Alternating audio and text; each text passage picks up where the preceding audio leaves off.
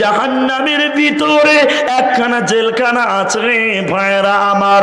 আপনার কিনা বহরমপুর যেমন জেলখানা আছে, কলকাতা দমদমে যেমন জেলখানা আছে, জাহান্নামের ভিতরেও একখানা জেলখানা আছে।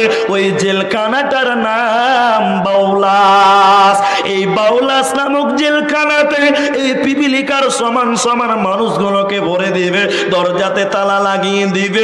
ওপরে সেই জেলখানার ওপরে থাকবে কাপড়, থাকবে আগুনের, আগুন থাকবে, সেখানে তাদের ভরে দেওয়া হবে। আর তারা সেখানে কুলুর কানের মতন ধরে ধরে বাড়াবে। এরা কারা? এদের অপরাধ কি? এরা কিসের কারণে এই জেলখানায় থাকবে? শুনে নাও, আল্লাহর নবী বলছেন শুনে নাও, যারা দুনিয়াতে অহংকার করেছিল, যারা দুনিয়াতে গরিবকে মানুষ মনে করে নেয়, মানুষকে তুচ্ছ তাচ্ছিল্য করেছিল, ওই সমস্ত অহংকারকারীর দল ওদের টেনে হিচড়ে এই জাহান্নাম দেওয়া হবে। এরা মাথা টুকে মরে গেলেও জান্নাতে যাবে না, পাবে না, পাবে না।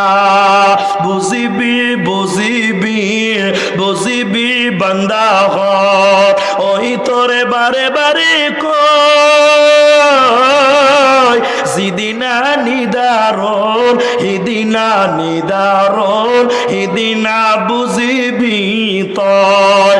এ বান্দা হক হিদিনা বুঝিবি তয়। আপনারা আসামি বুঝেন? বুঝেন না? একটু বুঝেননি? খানি বুঝেছেন? পুরোটা বুঝেছেন না খানিক বুঝেছেন? খানিক বুঝেছেন। 100% তো বুঝেননি, 100% বুঝেননি। তো এবার আমি একটু সহজ করে বলি, তাহলে 100% বুঝবেন ইনশাল্লাহ। আর যেটা বুঝতে পারবেন ওটা আমি বুঝিয়ে দেবো ইনশাল্লাহ। এবার দেখেন, সবাই দেখেন, এটার পাওয়ার আর একটু বাড়াতে বলো। এটা আজরাইলাহি ব, এবার বুঝতে পারেন? বুঝতে পারেন না? আজরাইলাহি ব, তোকে লগে ধরিব, হিদিনা বুঝিবি তো যাবহে লাগিব অকলে অকলে। কবরে কেউ সঙ্গে যাবেন, একা যেতে হবে? হ্যাঁ, একা। ওটাই বলছে, যাব হে লাগিব অকলে অকলে, সাই থাকিব রই রই, হিদিনা বুঝিবি তয়। এ বান্দা হক হিদিনা বুঝিবি তয়। বুঝিবি বুঝিবি বুঝিবে বান্দা হক, ওই তোরে বারে বারে কয় জিদিনা নিদারণ, ইদিনা নিদারণ, ইদিনা বুঝিবি তয়। এ বান্দা হক ইদিনা বুঝিবি তয়। এবার আয়াতের দিকে চলেন। সূরা বাকারার যে আয়াত, সে আয়াতটা আমি পড়েছি শুরুতে, সে আয়াতের দিকে চলেন। তার একটা ছোট্ট হাদিস বলে নেই। আল্লাহর নবী বলেছেন, লা ইয়ানদুরুল্লাহু ইয়াওমাল কিয়ামা, ওই লোকের দিকে আল্লাহ কিয়ামতের দিন তাকাবে না, ওই লোকের দিকে আল্লাহ কিয়ামতের দিন তাকাবে না, পাক করবে না, পবিত্র করবে না, আল্লাহ তার দিকে রহমতের নজরে তাকাবে না। কে?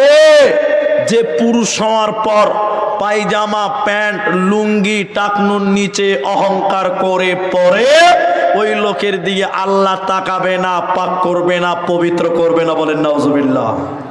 এবার বলেন, বেশিরভাগ মুসলিম যুবকদের জিন্সের প্যান্ট টাকনুর নিচে আছে না উপরে আছে? জুড়ে বলেন, সবাই বলেন। বেশিরভাগ যুবকদের জিন্সের প্যান্ট এখন আপনি তল্লাশি করেন তাদের নিচে আছে, আছে না নাই? আল্লাহর নবী বলছেন, অহংকার করে যদি কেউ পড়ো, এমনিও যদি কেউ পড়ো, তা আল্লাহ তার দিকে তাকাবে না, পাক করবে না, পবিত্র করবে না। তাহলে 100টার মধ্যে 95টা যুবকের জিন্সের প্যান্টের অবস্থা ভালো না খারাপ? বলেন। হ্যাঁ, শুধু খারাপ না, মহা খারাপ। শুধু খারাপ বললে ভুল হবে। জিন্সের অবস্থা দেখেছেন? এখানে বেল মারার সিস্টেম করেছে কোম্পানি, করে নাই? করেছি, করেনি? কিন্তু এখন বেল লাগিয়েছে, বেলে মনে হয় ব্রেক নাই, বুঝতে পারছেন? বেলেও আজকাল ব্রেক নাই। ও জিন্সের প্যান্টে বেল মেরেছে, তারপর ও জিন্সের প্যান্ট নামতে নামতে নামতে নামতে ও বেকুবের পাছা দেখতে পাওয়া যায়। কি যায় না গো? কি হ্যাঁ না বলে না? যায় না? ওর জিন্সের প্যান্ট তল দিকে নামতে নামতে নামতে নামতে ওর পাছা দেখতে পাওয়া যায়। ওই বেকুবের হুশ হচ্ছে না যে ওর পাছা দেখতে পেয়েছে দেশের লোক, ওকে খ্যাপাকে হুশ হচ্ছে না। পাঁচা দিকে নামতে নামতে নামতে নামতে ওর জিন্সের প্যান্টের অবস্থা হয়েছে ইন্টারন্যাশনাল ঝাড়ু। ইন্টারন্যাশনাল ঝাড়ু বুঝেন তো কি করে এটাকে ঝাড়ু দেওয়া বলে না? একটা ঝাড়ু আপনি হেড মারা বলছে, আব্দুল্লাহ আমাকে বলছে, মনে করেন আমি ওর ছাত্র মনে করেন, বন্ধু মানুষ তো অকেলেই বলি, এই মানে আব্দুর রহমান ভাই ওই ঘরটা একটু ঝাড় দেন তো। আমি ঝাড়ু নিয়ে গেলাম, গোটা ঘরকে চাকচিকন করে 15 মিনিট পরে বাড়াতে পারবো কি পারবো না? তো এই জিন্সের প্যান্টের বর্তমান অবস্থা হয়ে গেছে ঝাড়ু। বলে কেন জানেন? এটা ঝাড়ু দিয়ে ঘর পরিষ্কার করা যায়, কিন্তু ওর জিন্সের প্যান্ট দিয়ে এলাকা পরিষ্কার করা যায়। যায় কি যায় না? জোরে বলে, কথা বলে না, যায় না? যায়। ওর জিন্সের প্যান্ট মাটিতে ছেঁচড়াতে ছেঁচড়াতে এই লোহাপুরের রাস্তার যত কুকুরের পেশাব, বলেন কার পেশাব? কথা বলে না। কুকুরের পেশাব, গোবর, মানুষের পেশাব সব ওর ফুল প্যান্টের জিন্সের প্যান্টে ছেটিলিয়ে বেড়াচ্ছে। এটা ঝাড়ু না? এরকম ঝাড়ু যদি 10টা থাকতো তাহলে এলাকার উন্নতি হতো, হতো কি হতো না? হতো। আর জিন্সের প্যান্ট নামতে নামতে এত নিচে স্যার খবর নাই। শুধু তাই নয়, এই বোকা কিছু আমাদের মতন যুবক, মানে আমিও যুবক তো, তাই আমি বলতে একটু সুবিধা পাই, আমার সাহস একটু পাই যে যুবকদের সঙ্গে মিলেমিশে আমি দেখতে পাই যুবকদের জিন্সের প্যান্ট এত নেমেছে। শুধু নেমেছে তা না, জিন্সের অবস্থা দেখলে আরো 12 বেজে যাবে। জিন্সের অবস্থা এখানে চিরা, এখানে চিরা, এখানে চিরা, এইখানে চিরে ভিতরের ল্যাংটা প্যান্ট দেখতে পাওয়া যায়। কি দেখতে পাওয়া যায় না? জাঙ্গিয়ার প্যান্ট দেখতে পাওয়া যায় না? যায়। অথচ তার লজ্জা শরম হয় না। কথা বলে, অথচ তার লজ্জা শরম হয় না। বিশ্বনবী বললেন, শরম লা ইয়ানদুরুল্লাহু ইয়াউমাল কিয়ামাহ, ওই লোকের দিকে তাকাবে না, পাক করবে না, পবিত্র করবে না, যে লোকে পুরুষ হওয়ার পর পায়জামা প্যান্ট টাকনোর নিচে পড়বে, এই লোককে আল্লাহ জাহান্নাম দিবে। কিয়ামতের দিন আল্লাহ তাকাবে না, পাক করবে না, পবিত্র করবে না। এখন সিস্টেম হয়ে গেছে উল্টা। সিস্টেম হয়েছে কি? উল্টা। কি হয়েছে বলো? উল্টা হয়ে গেছে। পুরুষদের এত কথা বলছেন কেন? এটা আস্তে কথা বলুন। পুরুষদের অবস্থা কেমন? ওরা জিন্সের প্যান্ট নামাতে নামাতে নামাতে নামাতে উপরে ল্যাংটা হয়ে একদম নিচে নামিয়ে দিয়েছে। আর মেয়েদেরকে আল্লাহ রসুল বলেছেন তোমরা নিচে নামিয়ে পড়ো। ওরা উপরে নামাতে নামাতে নামাতে নামাতে এইখানে দিয়ে এই পর্যন্ত উঠেছে যে স্কুল কলেজের ছেলেরা দেখতে দিতে হঠাৎ করে পড়ে যাচ্ছে, ওদের দিকে তাকাতে থাকতে অ্যাক্সিডেন্ট হয়ে যাচ্ছে। হয়েছে না গো? হ্যাঁ, ওদের পায়জামা, প্লাজো পায়জামা উপরে উঠতে উঠতে এই পর্যন্ত। অথচ আল্লাহ রসুল বলেছেন মেয়েদের থাকবে টাকনুর নিচে আর ছেলেদের থাকবে উপরে, কিন্তু ছেলেরা পড়েছে নিচে, মেয়েরা পড়ছে উপরে। কথা বলেন, কথা বলেন। এই জন্য কোন এক কবি বলেছিল, অনেক পুরাতন গজল, বর্তমানে যুগের হাওয়া বইছে উল্টো দিকে, বইছে উল্টো দিকে, লিখতে বসে চিন্তা করি, লিখতে বসে চিন্তা করে, লিখে কোন দিক থেকে, বর্তমানে যুগের হাওয়া বইছে উল্টো দিকে, বইছে উল্টো দিকে। मेरा सब पैन साथ, मेरा सब पैन साथ, चश्मा लगाई चोखे, বর্তমানে যুগের হাওয়া বইছে উল্টো দিকে, বইছে উল্টো দিকে। রাস্তাঘাটে চলতে চলতে, রাস্তাঘাটে চলতে চলতে দেখি হাজার হাজার ছেলেরা থাকে ঘরে বসে, মেয়েরা করে বাজার। স্ত্রী স্বামীকে বলে, স্ত্রী স্বামীকে বলে, ও বিনোদ খান্না আমি যাচ্ছি চাকরি করতে, তুমি করো রান্না। রাত 10টায় ফিরবো আমি,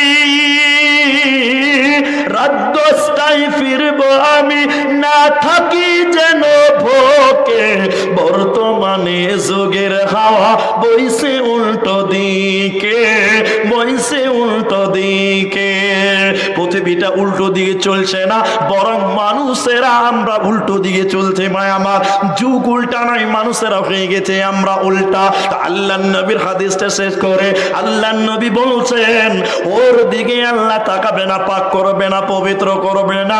পুরুষ হওয়ার পর যারা পায়জামা প্যান্ট টাকনুর নিচে পড়বে, অহংকার করে যদি পর মুসলমান শোনেলা, বাঁচার উপায় রবে না। এবার আল্লাহ তাবারাক ওয়া তাআলা বলেন, বিসমিল্লাহির রহমানির রহিম, ওয়া ইয কুলনা লিল মালাইকাতি ইসজুদু লিআদামা ফাসাজাদু ইল্লা ইবলিসা আবা ওয়াস্তাকবার ওয়া কানা মিনাল কাফিরিন। আল্লাহ তাবারাক ওয়া তাআলা বলেন, হে ফেরেশতা মণ্ডলী, তোমরা সাজদা করো। আদমকে সাজদা করো। সবাই সাজদা করলো।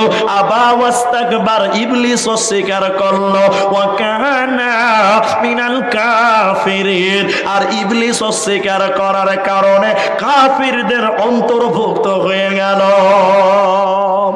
এবার আপনাদের প্রশ্ন করছি, উত্তর দেন। উত্তর দেন দিকে আপনারা। পৃথিবীর ইতিহাসে প্রথম পাপের নাম কি? অহংকার। জি, ঠিক বলেছেন, অহংকার। এই আয়াতটা পেশ করলাম, উদাহরণ দিলে বুঝাতে পারবো। তার আগে এখানে মুলবি সাহেব যারা আছেন তারা বলবেন না, আলেমরা বলবেন না, পাবলিক বলেন, তালবিল ইলমরা বলেন, আলেমরা নয়। আল্লাহ বলছেন, হে ফেরেশতারা, মালাইকা একের অধিক দ্বিবচন, একজনকে নয়, বহুবচন, বহুজনকে আল্লাহ বলছেন। হে ফেরেশতারা, তোমরা সাজদা করো আদমকে। আচ্ছা, আদেশ করলেন কাকে? আল্লাহ। সবাই বলুন। ইবলিসকে বলেছে আল্লাহ? ইবলিসের নাম আছে না। কাকে বলেছে আল্লাহ? ফেরেশতাদেরকে। তো আল্লাহ বলছেন সবাই করলো, ইবলিস করলো না। ইবলিসের তো নামই নাই। কথা বুঝতে পারেননি? ইবলিসের তো নামই নাই। উলামারা বলবেন না, তালবিল ইলমরা বুঝেন, জনগণ বুঝেন। ইবলিস আদেশ করলো না, সাজদা করলো না, তো ওর কি পাপ হলো? তাফসীর দিতে গেলে অনেকক্ষণ লাগবে। এটা ছোট্ট উদাহরণ দিয়ে বুঝাবো, 2 মিনিটে বুঝতে পারবেন আপনি ঘটনাটা কেমন। এই লোহাপুর গ্রামটা মনে করলেন আমার শ্বশুর গ্রাম। আবার কালকে বলিয়েন না যে বিয়ে করতে এসেছিল, তাহলে গন্ডগোল লেগে যাবে। এটা বুঝাবার জন্য বলছি যে এই গ্রামটা মনে করলেন শ্বশুর গ্রাম। এবার আমার ছেলের বিয়ে, মানে আপনাদের ভাগনা, বুঝতে পারেননি, কারো লাতি, আপনাদের ভাগনা বা কারো লাতি। এবার এই গ্রামে আমার শ্বশুর গ্রাম, আমার বেটার বিয়ে। এবার আমার শালা, সমন্ধি, শ্বশুর, এই সব যারা আছে তাদেরকে নিমন্ত্রণ করবো না? সবাইকে নিমন্ত্রণ করলাম। আর আব্দুল্লাহ ওয়াল এই মাদ্রাসার শিক্ষক, ও আমার শ্বশুর বংশের কেউ নয়। তো ওকে আমি বললাম, ভাই আপনিও যাবেন, একটু ডাল ভাত খেয়ে একটু দোয়া করে আসবেন আমার ছেলের জন্য, বরকতের দোয়া। ঠিক আছে। এবার মনে করলেন এপ্রিল মাসের 30 তারিখে বিয়ে। এরা সবাই, আমার শালা, সমন্ধি, এরা শ্বশুর সবাই চলে গেল। আব্দুল আউয়ালও গেল তার সঙ্গে। বিয়ে বাড়ির সামনে রাস্তাতে খুচুর খুচুর খুচুর খুচুর করছে, কেউ বিয়ে বাড়ি যায় না। আমার শ্বশুর বংশের কেউ বাড়ি ঢুকছে না, খালি রাস্তাতে পাইচারা করে বেড়াচ্ছে। এখানে আব্দুল্লাহ ওয়ালও পাইচারা করছে। তখন আমি কি বলবো? কি বলবো? কি বলতে হবে এখানে? আমি যদি তখন বলি, ও আব্দুল্লাহ ওয়াল ভাই চলে আসেন বাড়ির দিকে, তাহলে আমার শ্বশুর বলবে, কোন বেকুব জামাই রে? বলবে না যে আমরা এতটি লোক আছে আমাদেরকে বলছে না, আর আব্দুল্লাহ ওয়ালকে ডাকছে? তাহলে আমার শ্বশুরের সম্মান কমবে না? অপমান হবে কি হবে না? হবে। আল্লাহর ভাষা কত গভীর দেখেন। ফেরেশতারা অনেকজন, ইবলিস একজন, একসঙ্গে তারা উপস্থিত। আল্লাহ যদি ওখানে বলে, ও ইবলিস তুই সাজদা কর, তাহলে ইবলিসদের অপমান হলো কি হলো না? কথা বুঝতে পারেননি মনে হয়? কথা বুঝতে পারেনি? ফেরেশতারা অনেকজন, ইবলিস ছিল একজন, ওর মাঝেই ছিল ইবলিস। এবার আল্লাহ যদি বলতেন ইবলিস আদমকে সাজদা করো, তাহলে ফেরেশতাদের প্রেস্টিজে লাগতো, বেজ্জতি মনে হতো, ফেরেশতাদের অসম্মান হয়ে যেত। আল্লাহ কত সুন্দর করে বুঝিয়েছেন, হে ফেরেশতারা, ওখানে ইবলিস ছিল, এর মানে পরোক্ষভাবে আল্লাহ বলেছেন ইবলিস তুইও তাদের সঙ্গে সাজদা কর। এখানে আমি আব্দুল্লাহ ওয়ালকে ডাকলে ভুল হবে, আমার সালার নাম ধরে রাখতে হবে। জোবায়ের, এই আব্বারাকে সবকে লিয়ে আয় না রে, সব মিলিয়ে আয় মানে ওখানে যতটি সবটি হলো না, আব্দুল্লাহ হলো কি না? আল্লাহ তাই বলছে, হে ফেরেশতার দল, তোরা সাজদা কর, আদমকে সাজদা কর। ইবলিস সেখানে ছিল কিন্তু সে সাজদা করলো না। ফেরেশতারা সবাই করলো, ইবলিস অস্বীকার করলো আর বলল, আমি মাটির মানুষ, আদমকে সাজদা করব না। অহংকার করলো, হেও তুচ্ছতা চিহ্ন করলো। এজন্য আল্লাহ বলেছে, ইবলিস জান্নাত থেকে বিতাড়িত হয়ে গেল। আল্লাহর লানত প্রাপ্ত হওয়া কাফেরদের অন্তর্ভুক্ত হয়ে গেল। অতএব পৃথিবীর লোক, তোমরা যদি অহংকার করো, ইবলিসের সঙ্গী হয়ে যাবে, কাফেরদের অন্তর্ভুক্ত হয়ে যাবে। আল্লাহ তোমার উপরে লানত বর্ষণ করবে, তুমি মাথা ঠুকে মরে গেলে জান্নাতে যাবে না, পাবি না। এজন্য আল্লাহ ইবলিসকে জান্নাত থেকে তেড়েছে, জান্নাত দিবে না। অতএব আমরা যদি অহংকার করি, আমাদেরকে আল্লাহ জান্নাত দিবে না। যে হাদিস বলেছিলাম সরিষা দানা পরিমাণ, এবার আরেকটা হাদিস বলি। তিনিও আব্দুল্লাহ ইবনে মাসউদ তিনি রাবী, তিনি বলছেন, তখন বললাম সরিষা দানা। এবার বিশ্ব নবী বলছেন, শুনে নাও, কার ভিতরে যদি শুনে নাও এক বিন্দু যদি ঈমান পাওয়া যায়, ওই লোককে আল্লাহ জান্নাত দিবে, জাহান্নাম দিবে না। এরপরে নবী বললেন, শুনে নাও, কারো ভিতরে যদি এক বিন্দু অহংকার পাওয়া যায়, ওই লোককে আল্লাহ জাহান্নাম দিবে, ওকে জান্নাত দিবে না, পাবে না। সাহাবীরা জিজ্ঞাসা করলেন, ইয়া রাসূলুল্লাহ, ইয়া হাবিবাল্লাহ, ও দয়ার নবী গো, আপনি বলেন এক বিন্দু যদি অহংকার থাকে, ওই লোক জাহান্নাম যাবে, জান্নাতে যাবে না।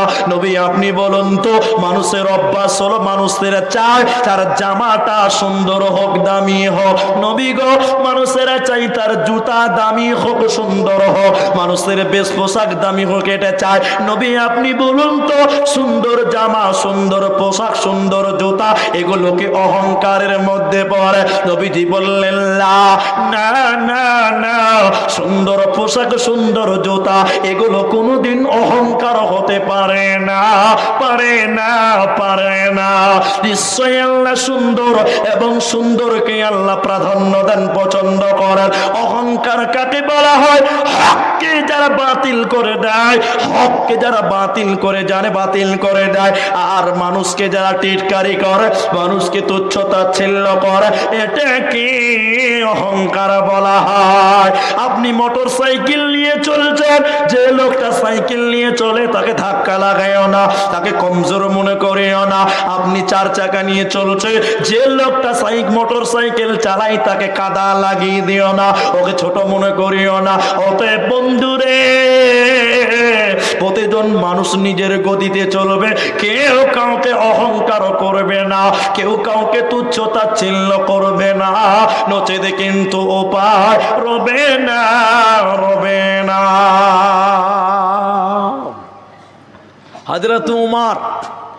হযরত উমর রাদিয়াল্লাহু তাআলা আনহু এক আজীব মানুষ। আপনাকে ইতিহাসটা 2 মিনিটে বলছি, তাহলে বুঝতে পারবেন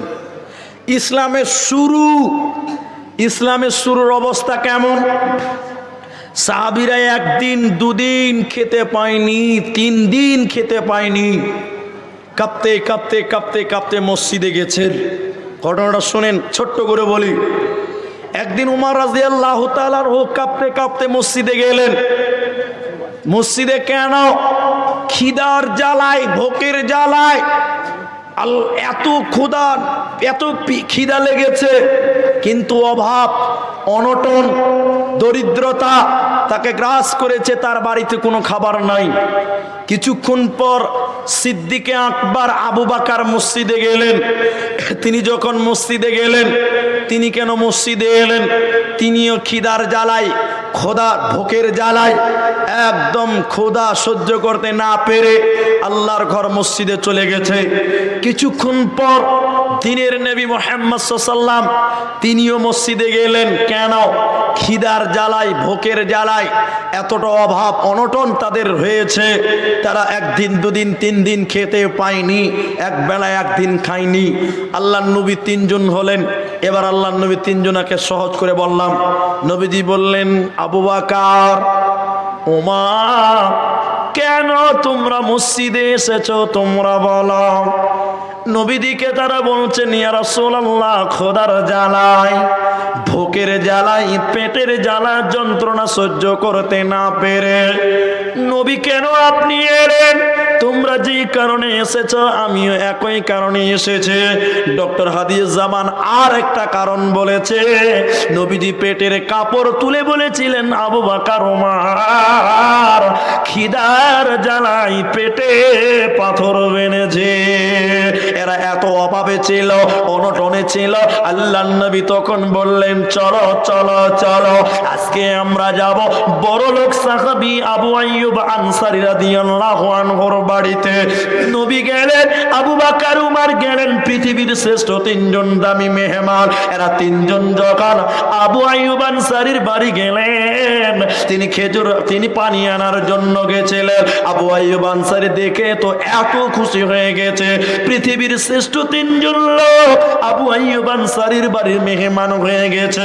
নবী বললেন, আবু আইয়ুব রে, খিদার জ্বালা, ভোকের জ্বালা, তোমার বাড়িতে মেহমান হয়ে গেল, তুমি মেহমান নওয়াজি করাও। হাতে রাতে আবু আইয়ুব আনসারী এটা চাকু নিয়ে, তলোয়ার নিয়ে বাগানে চলে গেলেন। বাগান থেকে 3 রকম খেজুর, পাকা, কাঁচা, দাছা, 3 রকম খেজুর নবীজির সামনে দিলেন। আমি লম্বা ঘটনা করতে চাইছি না, আমি বলতে চাইছি এরা 3 দিন 2 দিন 1 দিন খেতে পায় না। উমর এত অভাব অনটনে জীবন শুরু করেছিলেন, কিন্তু ইতিহাস প্রমাণ করেছে যেদিন উমর পৃথিবী ছেড়ে বিদায় হয়ে যায়, যেদিন উমর পৃথিবীর জমিন থেকে বিদায় হয়ে যায়, উমর কত বড় লোক হয়েছিলেন, 18 লক্ষ বর্গ মাইলের বাদশা হয়েছিলেন, অর্ধেক পৃথিবীর আমির হয়ে উমর মারা গেছিলেন, উমর শহীদ হয়েছিলেন। তাহলে বলুন মুসলমান, যে উমর 1 দিন 2 দিন 3 দিন খেতে পেল না, ওই উমর দিনে দিনে এত উন্নতি হলো কেন? মুফাসসিরিনগণ 3 খানা কারণ বলেছেন ভাই আমার। 1 হলো ধৈর্য, 2 হলো এই সাহাবীদের জীবনে অহংকার ছিল না। তুমি মুসলমান হয়েছ, অল্প কিছু বেতনে চাকরি হয়ে গেছে, পাড়ার লোকদের সঙ্গে চলাচল কমে গেছে, অথচ আল্লাহর নবী বলছে তোমার মাল হয়েছে, টাকা হয়েছে, অহংকার করিও না, প্রতিবেশীর খবর নাও। শুধু তাই নয়, আল্লাহর নবীর বাড়িতে তরকারিতে বেশি বেশি ঝোল বানানো হতো কেন? প্রতিবেশীকে দেওয়ার জন্য বানানো হতো ভাইয়েরা আমার। আর আমাদের ভিতরে কোন মুসলমান যদি বড় লোক হয়ে যায়, চাকরিজীবী হয়ে যায়, দেখবেন ওই বাড়ির লোকের সঙ্গে পাড়ার লোকের চলাচল হয় না, বন্ধ হয়ে যায়। তার অহংকার, তার উন্নতি হয়েছে, তার কারণে লোকদের সম্পর্ক ছুটে গেছে, অহংকারের জীবন গড়েছে ভাই আমার।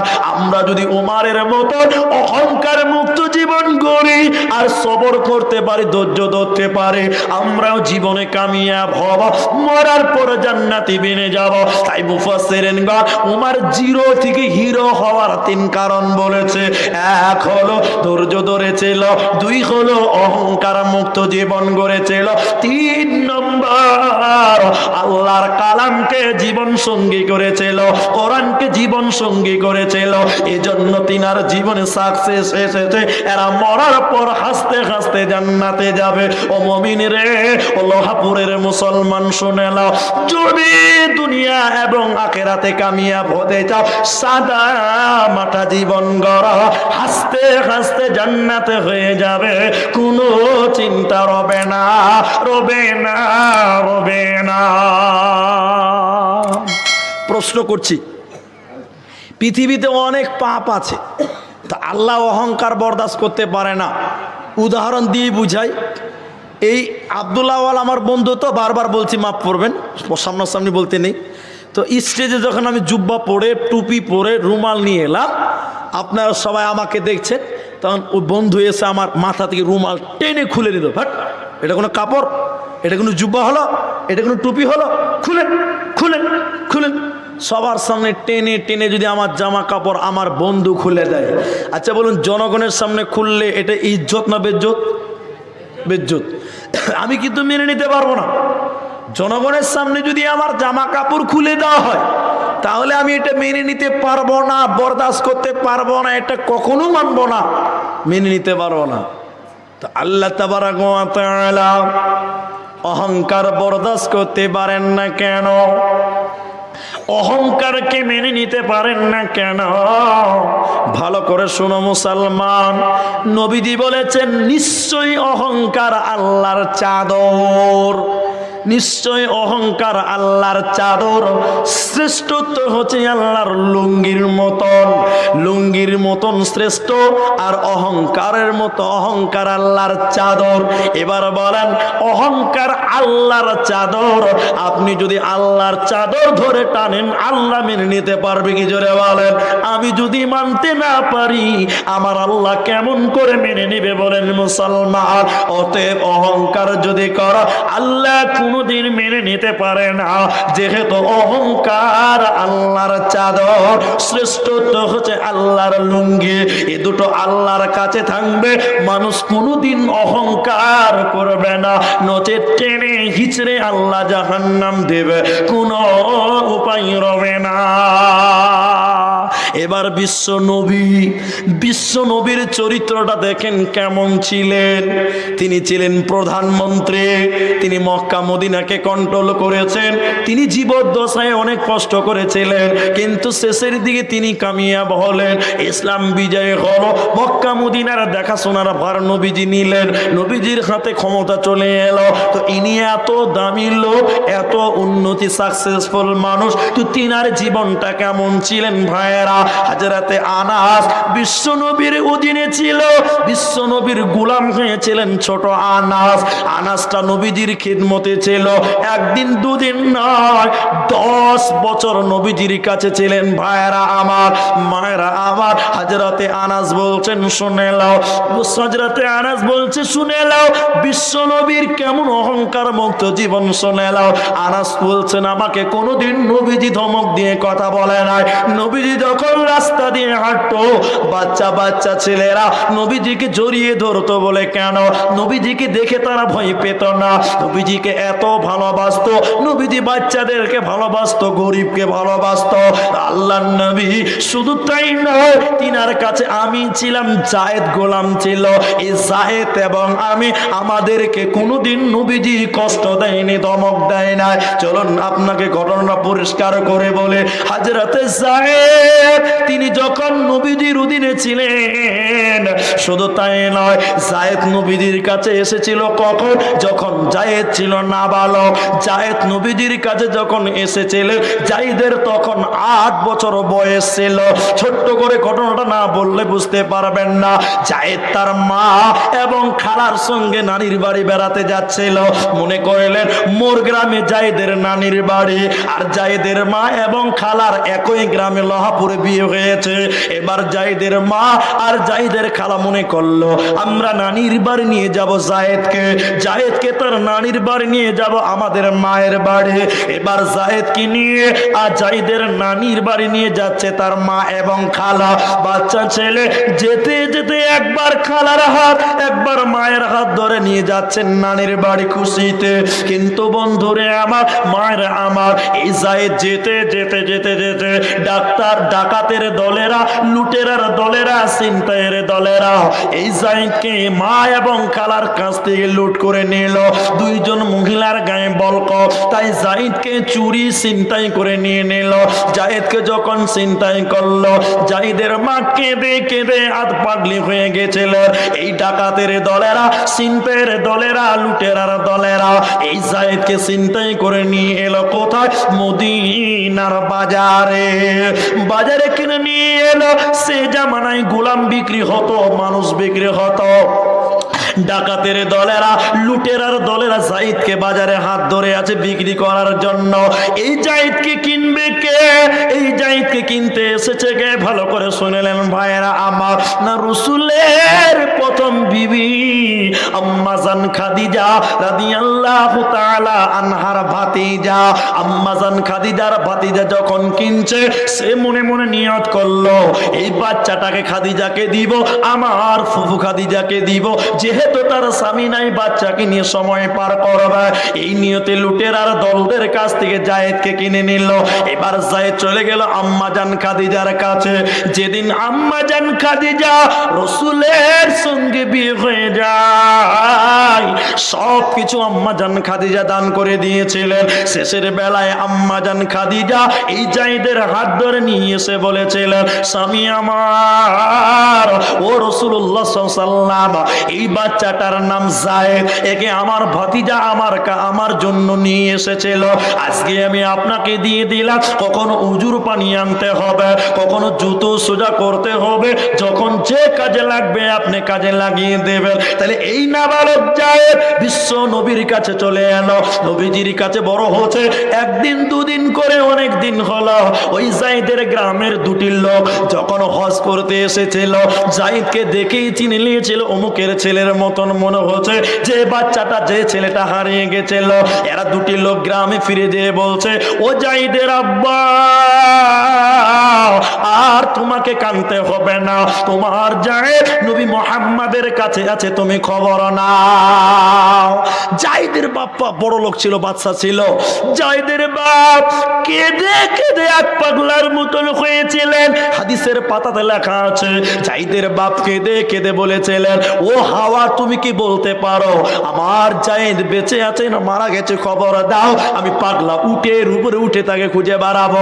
এই জায়েদের আব্বার কাছে যেয়ে বলছে, ও জায়েদের বাবা, আর তোমাকে জায়েদ খুঁজতে হবে না, তোমার জায়েদ নবী মুহাম্মাদের কাছে আছে, খবর নাও। জায়েদের বাপ খুশিতে আত্মহারা, ভাইরা মায়েরা আমার, জায়েদের চাচাকে সঙ্গে নিল, জায়েদের আব্বা তার ভাইকে সঙ্গে নিল।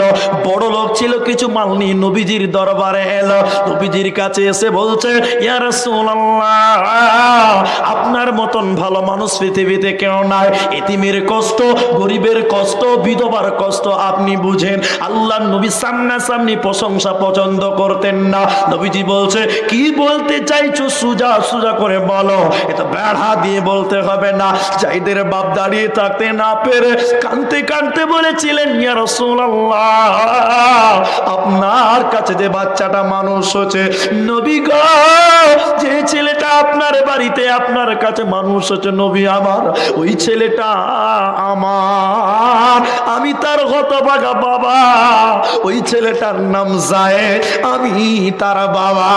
নবী কতদিন ছেলেকে দেখিনি, নবী আমার কিছু মাল এনেছি, নিয়ে নেন, আর আমার বাচ্চাকে আমার কুলে ফিরিয়ে দেন। কতদিন ছেলের মুখ দেখিনি, নবী গো, মালগুলো নিয়ে ছেলেটাকে দিয়ে দেন। নবীজি বলেছিলেন, না না না না, এইভাবে আমি দিতে পারি না, এইভাবে দিব না।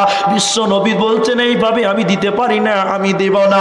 এবার আল্লাহর নবী বললেন, জায়েদ রে, লাব্বাইক রাসূলুল্লাহ। জায়েদ চলে এলো। নবীজি বলছেন, জায়েদ রে, তুমি বলো, তুমি বলো, তুমি বলো, এই এদেরকে তুমি চিনতে পারছো নাকি? দেখো, জায়েদ কখনো লক্ষ্য করেনি, খেয়াল করে নাই। জায়েদ না বাচ্চা ছেলে, জায়েদ যখন তার বাবার বুকে তাকিয়েছে, মায়েরা বোনেরা আমার, জায়েদের অন্তর কেঁপে উঠেছে। কতদিন বাবা দেখে নাই, কতদিন আব্বাকে দেখে নাই, জায়েদের অন্তর কেঁপে উঠেছে। জায়েদ কাঁদতে কাঁদতে পা দুটি জড়িয়ে ধরেছে, বাবাকে জড়িয়ে ধরেছে, জড়িয়ে ধরে বলছেন, ইয়া রাসূলুল্লাহ, এইটাই আমার বাবা, সঙ্গে যিনি এসেছেন এইটাই হলো আমার চাচা। নবী, এইটাই আমার চাচা, নবী, এইটাই আমার বাবা। নবীজি বললেন, জায়েদ রে, তোমার কোথাও ভুল হচ্ছে না তো জায়েদ, তুমি দেখো, তার কারণ তুমি তো একবার ধোঁকায় পড়ে বিক্রি হয়েছো, এরা ধোঁকাবাজ নয় তো, তুমি দেখো। জায়েদ এবার কাঁদতে কাঁদতে বলছেন, ইয়া রাসূলুল্লাহ, এইটাই আমার বাবা, কতদিন বাবা দেখি নাই, এইটাই আমার চাচা, নবী আমার, কতদিন বাবা দেখি নাই। নবী গো, আমার চিনতে কোনো ভুল হয়নি, আমাকে ধোঁকা দেয় নাই। নবীজি বললেন, জায়েদ রে, বাপ চাচার সঙ্গে চলে যেতে চাইলে তুমি চলে যেতে পারো, তুমি থাকতে চাইলে থেকে যেতে পারো, আমি তোমাকে বাধাও দিব না, নিষেধও করব না, যেতেও বলবো না। জায়েদ এবার পড়লো ফেরে, জায়েদকে নিজের ব্যক্তি স্বাধীনতা দিল কেন? নবীজি বলছেন, জায়েদ রে, যদি আমি বলি তুমি চলে যাও আর তুমি যদি আমার প্রেমে থেকে যাও, নবীর আদেশ অমান্য হলে ঈমান থাকবে না। আমি যদি বলি থেকে যাও, বাপ চাচার প্রেমে যদি তুমি চলে যাও, নবীর আদেশ অমান্য হবে, তো ঈমান থাকবে না। অতএব জায়েদ তুমি চলে যেতে চাইলে চলে যাও, থাকতে চাইলে তুমি থেকে যাও। জায়েদ এবার বাবার দিকে বছর নয়নে কাঁদছেন আর দেখছেন আর বাবার দিকে তাকাচ্ছেন, একবার বাবাকে একবার চাচাকে নয়ন জুড়িয়ে দেখছে। এই দেখতে দেখতে যখন বাচ্চা যায় নবীজি নবীজি নবীজি দিকে যখন তাকালেন, বাচ্চা যায় থাকতে না পেরে নবীজির গলা জড়িয়ে হুড়মুড়িয়ে কাঁদতে লাগলেন। নবীজির গলা জড়িয়ে কাঁদতে কাঁদতে বলেছিলেন, ইয়া রাসূলুল্লাহ, এই জায়গা থেকে আপনি আমাকে সরায়েন না, এই জায়গা থেকে আপনি সরিয়ে দিয়েন না, পৃথিবীতে এত দামি জায়গা পৃথিবীতে কেউ নাই। নবী গো, আব্বা ভুলে যাব, চাচা ভুলে যাব, আব্বা ভুলে যাব, চাচা ভুলে যাব, আপনি এই জায়গা থেকে আমাকে সরায়েন না। নবীজি তখন জায়েদকে জড়িয়ে নিয়ে বলেছিলেন, জায়েদ রে, আমার কোনো বেটা নাই, আজ থেকে তুমি আমার বেটার জায়গা দখল করে নিলে। এজন্য মুফাসসিরিনগণ এই জায়েদকে রাসূলের পুষ্ণপুত্র বলে হাদিসে উল্লেখ করেছে। সেই জায়েদ নবীজির কাছে লালিত পালিত হয়েছিলেন। সেই জায়েদ এবং আনাস, এরা দুইজন বলছে, আমরা দীর্ঘদিন নবীজির সঙ্গী ছিলাম, নবীজির খিদমতে ছিলাম, নবীজি কোনোদিন অহংকার করে নাই, বরং নবীজি বলেছেন, শুনে লা ইয়ারহামুল্লাহু মান লা ইয়ারহামুন নাস। দয়ার নবী একথা বলেছে, ও পৃথিবীর লোহাপুরের মুসলমান, যে মানুষে মানুষকে রহম করে না, যে মানুষে মানুষকে অহংকার করে, মানুষে মানুষকে যারা জুলুম করে, মানুষে মানুষকে যে রহম করে না, আল্লাহ তাকে রহম করবে না। আমার নবীজি তো অহংকার করে না, বরং নবীজি মানুষকে দয়ার কথা বলে, নবীজি মানুষকে রহমের কথা বলে। পৃথিবীর লোক অহংকার করবে না। নারে তাকবীর, আল্লাহু আকবার। তাহলে পৃথিবীতে অহংকার করো না। আল্লাহ নবী বলছে, লা ইয়ারহামুল্লাহু মান লা ইয়ারহামুন নাস। যারা মানুষে মানুষকে অহংকার করে, দয়া করে না, নিন্দা করে, আমার আল্লাহ তাকে দয়া করবে না, আল্লাহ তাকে ভালোবাসবে না। আল্লাহ বলছেন লা ইউহিব্বু, আল্লাহ বলছেন শুনে নাও, আল্লাহ ওকে ভালোবাসে না মান কানা মুখতালান ফখরা, যে লোকটা ফখর করে, অহংকার করে, আল্লাহ তাকে ভালোবাসেন না। চলুন আপনাকে আরেক ধাপ, আরেক অ্যাঙ্গেল আগে নিয়ে যায়, যে অহংকার মানুষের দুনিয়া কেমন করে ধ্বংস করতে পারে, অহংকার কি করে আপনার জীবন বরবাদ করতে পারে। যদি আপনি সাদামাটা জীবন গড়েন, আপনাকে বলবে পাগল। আপনি দুনিয়াতে সাধারণ জীবন গড়বেন, লোক বলবে আপনাকে বোকা, লোক আপনাকে পাগল বলতে পারে, কিন্তু আল্লাহ যে আপনাকে কত ভালোবাসবেন ওইটা আপনাকে দেখাচ্ছে। শুনে নেন, আল্লাহ নবী বলেন, জাহান্নামের গেটে দাঁড়ালাম, জান্নাতের গেটে দাঁড়ালাম, কুনতুম বাবুল জান্নাত। আমি যখন জান্নাতের গেটে দাঁড়ালাম, দেখতে পেলাম দুর্বল লোক, বয়স্ক লোক, কমজোর লোক, এদেরকে আল্লাহ জান্নাতের দিয়ে দিচ্ছে, এদেরকে আল্লাহ জান্নাত দিচ্ছে। কর্কশ লোক, কঠিন রোগ মানুষ, কর্কশ লোক, শক্ত লোক, যারা মানুষকে দয়া করতো না, মানুষকে জুলুম করতো, মানুষের উপরে বোঝা চাপাতো, মানুষকে নিন্দা করতো, ওদেরকে দেখলাম টেনে হিচড়ে জাহান্নাম দিচ্ছে। এদের মধ্যে থেকে হাদিসটা এবার শোনেন, হযরতে আল্লাহর নবী বলছেন, আবু মুসা তিনি রাবে, তারা কেমন কর্কশ মানুষ, তারা কেমন অহংকারী মানুষ, তারা কেমন বদমিজাজি মানুষ। মুফাসসিরিনগণ হাদিস নিয়েছে, বলছেন এ দফাতে কি বলেন? আবু মুসা বলেন ওয়াকসারাল হারাজু, সমাজে তখন মারামারি বাড়বে, সমাজে শান্তি থাকবে না, অহংকার বিদ্বেষ বেড়ে যাবে, সমাজে শান্তি পাবে না, একজন আরেকজনকে মার্ডার করবে, ওয়াকসারাল হারাজু, সমাজে মারামারি বেশি হয়ে যাবে, হাত্তা ইয়াকতুলার রাজুলুন জারাহু, মানুষেরা তখন নিজেদের আত্মীয়দেরকে মার্ডার করবে, মানুষ তার চাচার সঙ্গে সম্পর্ক ভালো থাকবে না, মানুষ তার ভাইদের সঙ্গে সম্পর্ক ভালো থাকবে না, ভাই ভাই সম্পর্ক ভালো হবে না, বাপ বেটার সম্পর্ক ফাটাল ধরবে, পৃথিবীতে শান্তি রবে না, অহংকার করার কারণে। বলে তখন কি হবে? যারা মানুষ তার আত্মীয় স্বজনকে মার্ডার করবে, মানুষ তার প্রতিবেশীকে হত্যা করবে, অফিরায়াতিন আবাহ, নবী বলছেন শুধু তাই নয়, মানুষেরা তার বাবাকে হত্যা করবে, মানুষেরা তার বাপকে হত্যা করবে, মানুষেরা তার বাপকে কতল করবে, পৃথিবীতে আর শান্তি নাই, অহংকার ভরপুর বেড়ে যাবে। এই কথা যখন বললেন মানুষেরা তার বাবাকে হত্যা করবে, আবু মুসা তখন বললেন ইয়া রাসূলুল্লাহ, ও দয়ার নবী আপনি কেমন কথা বলছেন? মানুষেরা যদি তার বাবাকে হত্যা করে তখন মানুষের কি বিবেক থাকবে না? তখন কি বিবেক থাকবে না? তখন কি জ্ঞান বুদ্ধি থাকবে না? তখন আল্লাহ রাসূল বলছে লা, না থাকবে না। তুনজাও আকসার যালিকা জামান, প্রায় মানুষের বিবেক তুলে নেওয়া হবে, চিন্তা করবে না, ভাবনা থাকবে না, ভাবনা চিন্তা নয়, মানুষেরা ঝগড়া ভাষাত নিয়ে থাকবে, নিন্দা পরচর্চা পরগুণা নিয়ে ব্যস্ত থাকবে, কেউ কারো উপরে দয়া করবে না, কেউ কারো উপরে রহম করবে না, অহংকার, পরনিন্দা, পরচর্চা, এই গুণা যখন এত বেড়ে যাবে তখন কেমন অধিকাংশ মানুষের বিবেককে আল্লাহ তুলে নেবে। আল্লাহ নবীর সাহাবী আবু মুসা তখন বলেন ইয়া রাসূলুল্লাহ, ওই যুগে যদি আমি থাকি, ওই সময়টা যদি আমার চলে আসে, আমার জামানায় যদি ওই সময় হয়ে যায়, তাহলে আমি কি করব? আমাকে সাজেশন দে। নবীজি তখন বলছেন আলজিম বাইতাক, বাড়িতে থাকবে, বাড়ি থেকে বের হবে না, তোমাকে দেখে পাড়ার লোকের জ্বলবে, বাড়িতে থাকো, বাড়ি থেকে বের হবে না।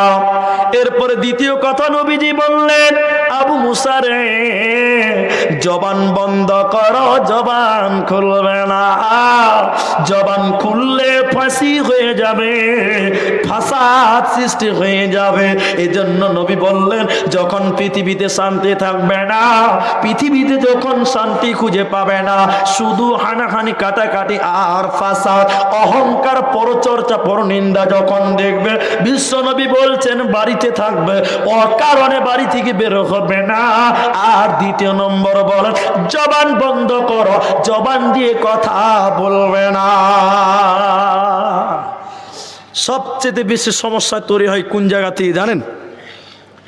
গ্রামে অশান্তি, হিংসা, পরনিন্দা, পরচর্চা, যত যা কিছু হয়, এর গুঁড়া কোন জায়গায় সেটা জানেন আপনারা? কোথায় বলেন তো? আড্ডাখানা, চায়ের দোকান, যত পরচর্চা, পরনিন্দা, মূল প্ল্যাটফর্ম হলো চায়ের দোকান। ওখান থেকে শুরু হয়, ওখান থেকে শুরু হয়ে সমাজে, সমাজ থেকে এসে মসজিদে, মাদ্রাসাতে, যত যা কিছু দেখবেন ওই জায়গা থেকে আবিষ্কার হয়। এজন্য আল্লাহ রসুল বলছেন যে বাড়িতে থাকো, বাড়ি থেকে তুমি বের হও না। হাদিসের আরেকটা অংশ আপনাকে বলি, তাহলে আপনি বুঝতে পারবেন শান্তি কেন নাই, পৃথিবীতে অহংকার কেন বাড়ে, কেন মানুষের নিন্দা বেড়ে যায়, হিংসা কেন বেড়ে যায়। শয়তান মানুষের রক্তে শিরায় শিরায় দৌড়ে বেড়াচ্ছে, শয়তান মানুষের শিরায় শিরায় দৌড়ে বেড়াচ্ছে। মানুষের এই যে রগে রগে শয়তান চলাচল করছে, সব সময় ইবলিস শয়তান চাইবে যে তার পাল্লা, তার সংখ্যা বাড়ি হবে, তার সংখ্যা বেড়ে যাবে। হাদিসের শেষ কথাটা ছিল এরকম, শোনেন আল্লাহর নবী কি বলছেন? মানুষেরা, আল্লাহর নবী বলছেন ওয়াল্লাহি, আল্লাহর কসম, যে আল্লাহর হাত হাতে আমার প্রাণ রয়েছে, আমার হায়াত রয়েছে। বিশ্বনবী বলছেন ওয়াল্লাহি, আল্লাহর কসম যার হাতে আমার প্রাণ রয়েছে, আমি সেই আল্লাহর কসম করে বলছে শান্তি নিবে তো শুনে নাও। মানুষদের সঙ্গে মিলেমিশে চলো বলে কেমন করে? যতদিন দুইটা কাজ তোমরা পৃথিবীতে করবে অবশ্যই করবে, না করলে অচিরেই আল্লাহ তোমাদের উপরে গজব নাজিল করবে। তখন তোমরা দোয়া করবে, আল্লাহ তোমাদের দোয়া কবুল করবে না। দুইটা কাজ অবশ্যই করো, ওই দুইটা কাজ মানুষের সঙ্গে জড়িত। নবীজি 1 নম্বর বলছে মানুষদের সঙ্গে সম্পর্ক বজায় রেখে মানুষদেরকে ভালো কাজের আহ্বান করো, মন্দ কাজের নিষেধ করো। যখন সবাই ভালো কাজে জড়িয়ে যাবে, যখন সবাই মসজিদে চলে আসবে, সবাই যখন আল্লাহ আল্লাহ রসুলকে গ্রহণ করবে, সমাজে অশান্তি থাকবে না, অহংকার থাকবে না। পরিশেষে আল্লাহ এই আয়াতের শেষ এই হাদিসের শেষ অংশে আয়াতটা দিয়ে আপনাকে বোঝায় কোথাও অহংকার থাকবে না, কোথাও অশান্তি থাকবে না। তিনখানা জিনিসকে গ্রহণ করা। আল্লাহ তাবারাক ওয়া তাআলা সূরা তওবার ভিতরে বলছেন আহাব্বা ইলাইকুম মিনাল্লাহ। এই আয়াতটা শেষ করছি আপনাকে, আয়াতটা দিয়ে লক্ষ্য করেন। পৃথিবীতে অহংকার থাকবে না, মারামারি থাকবে না, হানাহানি থাকবে না, হিংসা বিদ্বেষ থাকবে না, হেয়তুচ্ছ তাচ্ছিল্য থাকবে না। যখন মানুষেরা তিনটা জিনিসকে গ্রহণ করবে, 1 নম্বর আল্লাহ বলেন আহাব্বা ইলাইকুম মিনাল্লাহ। যখন মানুষেরা আল্লাহকে বন্ধু হিসেবে নেবে, আল্লাহর সঙ্গে প্রেম করবে, তখন শুনে নাও আল্লাহর বন্ধু ওলি সে কোনোদিন অহংকার করতে পারবে না, সে কোনোদিন মানুষকে নিন্দা করতে পারবে না, পারে না, পারে না। আয়াতটা শুনেন, আয়াতটা শুনেন, আপনাকে আমি আয়াতটা বোঝাচ্ছি। যখন আল্লাহর সঙ্গে প্রেম করবেন, মানুষকে কেউ হিংসা করবে না। কোনো মেয়ের ভিতরে যদি আল্লাহর প্রেম থাকে, কোনো মেয়ের সম্পর্কে বলছি, তাহলে ওই মেয়েটা কোনোদিন কোনো কালো মেয়েকে দেখে বলবে না আরে তুই তো কালো মেয়ে, তোর আবার বিয়ে কোথা হবে। যদি তার ভিতরে আল্লাহর প্রেম থাকে, ওই মেয়ে বলবে নিশ্চয়ই কালো আল্লাহর সৃষ্টি, নিশ্চয়ই কালো আল্লাহর দান। অতএব যদি কারো ভিতরে আল্লাহর ভালোবাসা, আল্লাহর সঙ্গে বন্ধুত্ব, আল্লাহর প্রেম থাকে, ও কোনোদিন এই কালো চেহারাকে নিয়ে অহংকার করতে পারে না। যদি আল্লাহর সঙ্গে প্রেম থাকে, কোনো পুরুষ মানুষ টাকা নিয়ে অহংকার করতে পারে না। গরিব সে আফসোস করবে না, সবাই বলবে যে আল্লাহর দান, বড় লোক আল্লাহর, গরিব আল্লাহর, বড় লোক আল্লাহর, গরিব আল্লাহর, শিক্ষিত আল্লাহর, মূর্খ আল্লাহর দান। অতএব কেউ অহংকার করতে পারে না। আল্লাহ বলছেন তিনটা জিনিস গ্রহণ করো। 1 নম্বর আল্লাহ বলেন অহংকার থাকবে না। আহাব্বা ইলাইকুম মিনাল্লাহ, যখন তুমি আল্লাহকে ভালোবাসবে, ওর রাসূল আর আমার নবীকে ভালোবাসবে। নবীকে যখন ভালোবাসবে, মুমিন নবীর প্রেমিক, প্রেমিক নবীর আশিক যে হবে, ও কোনোদিন অহংকার করবে না, কারণ তার ভিতরে নবীর প্রেম আছে, ওর ভিতরে নবীর ভালোবাসা আছে। এজন্য বলছে ওয়ার রাসূলি, যে লোকটা রসুলের সঙ্গে বন্ধুত্ব করবে, রসুলকে ভালোবাসবে, শুনে নাও ওই লোক কোনোদিন অহংকার করবে না। আর 3 নম্বর ও জিহাদিন ফি রাসূলি, আর আল্লাহর রাস্তায় জিহাদকে কোরআন বলছে এই 3টা জিনিসকে যখন তুমি গ্রহণ করবে, সমাজে অশান্তি থাকবে না, হিংসা থাকবে না, নিন্দা থাকবে না, অহংকার থাকবে না। বুঝেন, আমার দিকে তাকান। 1, আল্লাহর প্রেম করো, আল্লাহকে বন্ধু হিসেবে গ্রহণ করো, আল্লাহর সঙ্গে প্রেম করো। তার কারণ কুল্লু মান আলাইহা ফান, সব কিছু ধ্বংস হবে, আল্লাহ ধ্বংস হবে না, আল্লাহর প্রেম ধ্বংস হবে না। তুমি যখন আল্লাহর প্রেমে পড়ে যাবে, আল্লাহর কোনো সৃষ্টিকে দেখে তুমি অহংকার করতে পারবে না, আল্লাহর সৃষ্টিকে দেখে তুমি নিন্দা করতে পারো না, আল্লাহর সৃষ্টিকে দেখে তুমি নিন্দা টিটকারি করতে পারো না। 2 নম্বর ওয়ার রাসূল, যে লোকটা নবীকে ভালোবাসবে, রসুলের আদর্শ গ্রহণ করবে, ও কোনোদিন অহংকার করবে না, ওর ভিতরে কোনোদিন নিন্দা, হিংসা, পরনিন্দা, পরচর্চা থাকতে পারে না। 3 নম্বর বলছেন, দ্বীন কায়েমের জন্য, ইসলাম কায়েমের জন্য যে পথ অবলম্বন সাহাবা একরাম করেছিলেন, মানুষকে বুঝিয়েছিলেন, না বুঝার কারণে সাহাবীদের উপরে যখন অ্যাটাক করেছিলেন, জিহাদের ময়দানে এসেছিল, ওই জিহাদকে তোমরা পছন্দ করো। পৃথিবীতে দেখবে কোথাও অহংকার, বিদ্বেষ, হিংসা নাই। হাদিস আপনাকে কয়েকটা বললাম, মনে রাখতে পারলেন কিনা শোনেন।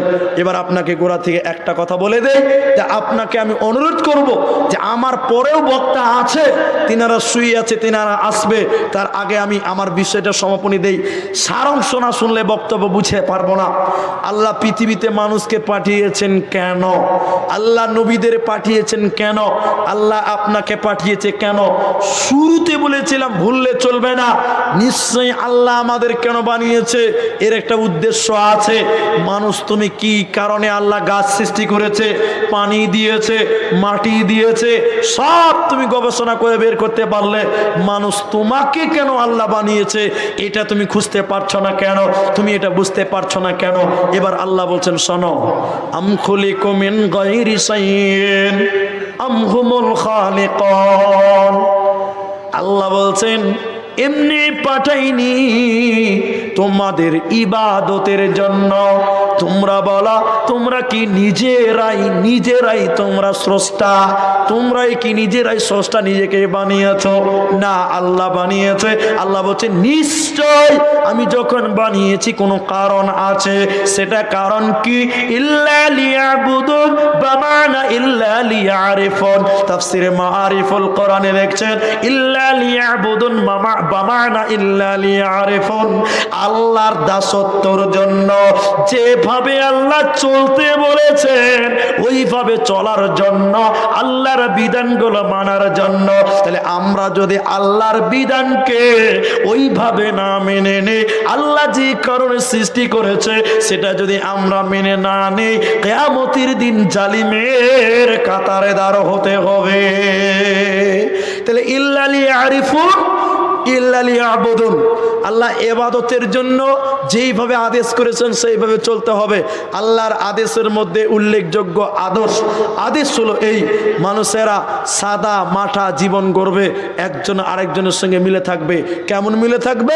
বিশ্বনবী বলছেন, আল মুসলিমু মান সালিমাল মুসলিমুনা মিন লিসানিহি ওয়া ইয়াদি। আল্লাহ নবী বলছেন, অহংকার নয়, বিদ্বেষ নয়, এমন চলাচল করো। শোনো, আল্লাহ নবী বলছেন, প্রকৃত মুসলিম সে যে যার হাত এবং জবান দ্বারা অন্য মুসলিম নিরাপদ থাকে। তুমি যদি তোমার হাতের দ্বারা, মুখের দ্বারা অন্য মুসলিমকে নিরাপদে রাখতে পারো, তুমি হলে প্রকৃত মুসলিম। আর যদি তুমি নিন্দা করো, হিংসা করো, কটূক্তি করো, পরলোককে দেখে হিংসা করো, গরিব মানুষকে দেখে হিংসা করো, তাহলে তুমি এখন অবধি মুসলিম হতে পারোনি, তুমি এখন অবধি মুসলমান হতে পারোনি। তাহলে আল্লাহর আদেশ হলো তোমাকে সাদা মাঠা জীবন গড়ো। কেমন? একজন মুসলমান অপর মুসলমান হাত দিয়ে রক্ষা করো, নিরাপদে রাখো, কষ্ট দিও না। ভাই আমার, কেউ উঠিয়েন না, এটা একটা মাদ্রাসা কেন্দ্রিক জালসা। আমি হাদিস অনেকটি বললাম, এর মধ্যে লাস্টের বিষয় বললাম। তাহলে আমাদের হাত মুসলমানকে সহযোগিতা করবে। কি করবে? সহযোগিতা করবে, আল্লাহর দ্বীনের সহযোগিতা করবে। আমাদের জবান আল্লাহর দ্বীনের সহযোগিতা করবে, আমাদের জবান মুসলমানকে সহযোগিতা করবে, সাপোর্ট করবে, হেল্প করবে। কেমন করে করবেন? এই দিকে দেখেন, আপনার হাত, এই জন্য বলছিলেন আল্লাহর হাত, আল্লাহ যে আপনাকে হাত দিয়েছে এটা আল্লাহর দেওয়া হাত। এই হাত যা ইচ্ছা তাই করলে চলবে না।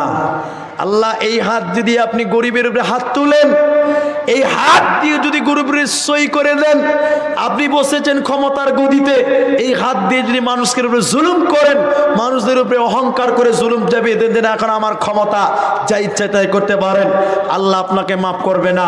আপনার জবান দিয়ে যদি কারোর উপরে জুলুম করেন, আপনার জবান দিয়ে যদি কারোর উপরে কটূক্তি করেন, আল্লাহ আপনাকে মাফ করবে না। আপনি মুসলিম হতে পারেননি, এখনো আপনার অনেক দূরে আছেন, আপনি অনেক নিচেতে আছেন। আল্লাহ নবী বললেন, আল মুসলিমু মান সালিমাল মুসলিমুনা মিন লিসানিহি ওয়া ইয়াদি। প্রকৃত মুসলিম সে যে তার হাত এবং জবান দ্বারা নিরাপদ থাকে। 1 মিনিট নিরাপত্তা পালন করে আপনাকে জিজ্ঞাসা করছি, সবাই উত্তর দেন, সবাই উত্তর দেন, কেউ উঠিয়েন না, উত্তরটা দিয়ে যান। তাহলে আল্লাহর নবী সাল্লাল্লাহু আলাইহি ওয়াসাল্লামের সাহাবায়ে কেরাম এবং আল্লাহর নবী যারা পৃথিবীতে এসেছিলেন তাদের ভাষণ থেকে বোঝা গেল যে অহংকার যদি সরিষা দানা পরিমাণ করে তাহলে তারা জাহান্নাম যাবে, জান্নাত যাবে না। এবার আপনারা বলেন, অহংকার মুক্ত মানুষের সমাজে অভাব না অনেক আছে? অহংকার করার মতন মানুষের অভাব না অনেক আছে? অনেক আছে, মানে 100টার মধ্যে একটা মিলতেও পারে, নাও পারে। কোনো দিক না কোনো দিক নিয়ে সে অহংকার করে, কোনো দিক না কোনো দিক নিয়ে সে গৌরব করে, অহংকার করে। তাহলে কেউ নয়, শুধু সাহাবীদের কথা বললাম। তাহলে সাহাবীরা দুনিয়াতে জান্নাতের সুসংবাদ পেয়েছে, তাহলে বুঝতে হবে তাদের জীবনে কোনো রকম কিঞ্চিত পরিমাণ অহংকার ছিল না। তাহলে আমরাও যদি জান্নাতি হতে চাই, সেই রকম হতে চাই, তাহলে আমরা তাদের মতন অহংকার মুক্ত জীবন গড়েন। এইদিকে মায়েরা আছেন, আপনাদের 2টা কথা বলি। আপনারা খুব ধৈর্য ধরে আছেন এবং সব জায়গাতে মেয়েরা ধৈর্য ধরে থাকে বিদায়। এবার আপনাদের অহংকার সম্পর্কে 2টা কথা বলি। পৃথিবীতে আল্লাহ তাবারক ওয়া তাআলা জোড়া সৃষ্টি করেছেন, একটা নারী একটা পুরুষ, কিন্তু পুরুষেরা মাফ করবেন, মেয়েরাও মাফ করবেন। আমি কোনো দলের পক্ষপাতিত্ব নিয়ে কথা বলছি না, কিন্তু আমি বাস্তবে বিশ্বাস করি পৃথিবীতে অহংকার হয় কয়েকটা দিক নিয়ে। তার একটা হলো রূপ চেহারা নিয়ে অহংকার হয়, তার একটা হলো বিদ্যা বুদ্ধি নিয়ে অহংকার হয়, তার একটা হলো ক্ষমতা নিয়ে অহংকার হয়, তার একটা হলো আপনার পয়সা নিয়ে অহংকার হয়। পৃথিবীতে যদি দেখেন মেয়েদের অহংকার পুরুষদের চাইতে অনেক বেশি ছিল। দলিল নেবেন, দলিল আপনাকে আমি একটা একটা করে দিচ্ছি। দেখেন, মেয়েরা অহংকার করে, বেশি বেশি অহংকার করে। এই জন্য আল্লাহ নবী সাল্লাল্লাহু আলাইহি ওয়াসাল্লাম বলছেন মেয়েরাই বেশি জাহান্নাম যাবে। দেখবেন নবীর বিবি হয়েছেন হযরতে লূত আলাইহিস সালামের বিবি, হযরতে নূহ নবীর বিবি। তারা দুনিয়া থেকে জাহান্নামের খবর আল্লাহ দিয়েছে, তারা দুনিয়াবাসীকে আল্লাহ জাহান্নাম যাবে বলে দিয়েছেন তাদের বিবিগণ। কেন? দেখেন, ডক্টর হাদিউজ্জামান পিএইচডি করেছেন তাফসীরের ব্যাপারে। তিনি এই মেয়েদের অহংকারের কথা বলতে গিয়ে বললেন, মেয়েরা পৃথিবীতে বেশি অহংকার করে। স্বামীর অঢেল সম্পত্তি, তার চলাচল, তার ব্যবহার চেঞ্জ হয়ে গেছে, অহংকার হয়েছে বলে। কেমন? যেমন লূত আলাইহিস সালামের বিবির হয়েছিল। লূত নবীর বিবি বলেছিল, মায়েরা শোনেন, যে আমার স্বামী নবী, আমার স্বামী নবী, আমাকে কোনো ইবাদত করা লাগবে না, আমি তো নবীর বিবি। হে এলাকার মেয়েরা, তোমরা বেশি ইবাদত করো, তোমাদের কপাল খারাপ, কারণ তোমাদের স্বামী তো নবী নয়। লূত নবীর বিবি অহংকার করেছিল যে আমার স্বামী নবী। তাহলে স্বামীকে দিয়ে মেয়েরা অহংকার করে। এখানে যতগুলো মেয়ে আছে, যে মেয়ের তার স্বামী মাস্টার, তার অহংকার বেশি যে আমার কপাল খুব ভালো, তোমার জামাই খুব গরিব মানুষ, আমার জামাই, আমার মেয়ের জামাই মাস্টার, স্বামীকে নিয়ে অহংকার করে, যেটা লূত নবীর বিবি করেছিল। এই জন্য লূত আলাইহিস সালামের বিবি জাহান্নাম যাবে। অনেক কারণ আল্লাহ তাবারক ওয়া তাআলা সূরা তাহরিমে বলেছেন, আর মুফাসসিরিনগণ তাফসীর করেছেন। কেন? দেখেন, আল্লাহ বলেন, যারাবাল্লাহু মাতালাল লিল্লাযীনা কাফারু। আল্লাহ তাবারক ওয়া তাআলা বলেন, 2 জন নবীর বিবি জাহান্নাম ঘোষণা হয়েছে। একজন হলো নূহ আলাইহিস সালাম, একজন হলো লূত আলাইহিস সালাম। এরা 2 জন নবী, তাদের বিবিরা জাহান্নাম যাবে। নবী হয়েছে, নবীরা তার বিবিদের জান্নাতে নিতে পারবে না। কেন? নূহ আলাইহিস সালাম সম্পর্কে নয়, বরং লূত আলাইহিস সালাম সম্পর্কে তিনি বলেন, লূত নবী তার স্ত্রী তার স্বামীকে নিয়ে গর্ব করেছিল, মানুষদের মাঝে বলা বলি করেছিল, আমি বড় ভাগ্যবান, আমাকে ইবাদত করা লাগবে না, যেহেতু আমার স্বামী নাকি নবী। কিন্তু সে নবীকে মানে নাই, নবী বলেছিল তুমি আল্লাহকে ইবাদত করো। অতএব মেয়েরা শুনলেন, অতএব মায়েরা শুনলেন, যদি কোনো মেয়ে এরকম স্বামীর পয়সা, স্বামীর সৌন্দর্য, স্বামীর ক্ষমতা দিয়ে অহংকার করে, তুমি মাথা টুকে মরে গেলে আল্লাহ জান্নাত দিবে না, দিবে না।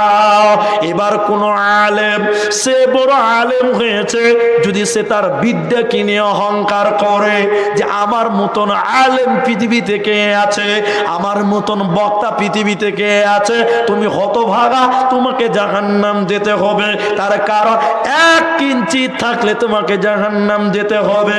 এবার গ্রামের যে কর্ণধার, গ্রামের যে কমিটির প্রধান, ও যদি মনে করে এলাকা আমার দখলে আছে, যা মন চাইবে তাই আমি করব, আমার উপরে বলার মতন কিছু নাই, ক্ষমতার অপব্যবহার করে অহংকার করে, নবীজি বলছেন হতভাগা রে, কোনো উপায় রবে না, রবে না, রবে না, টেনে হিচড়ে জাহান্নাম দিবা।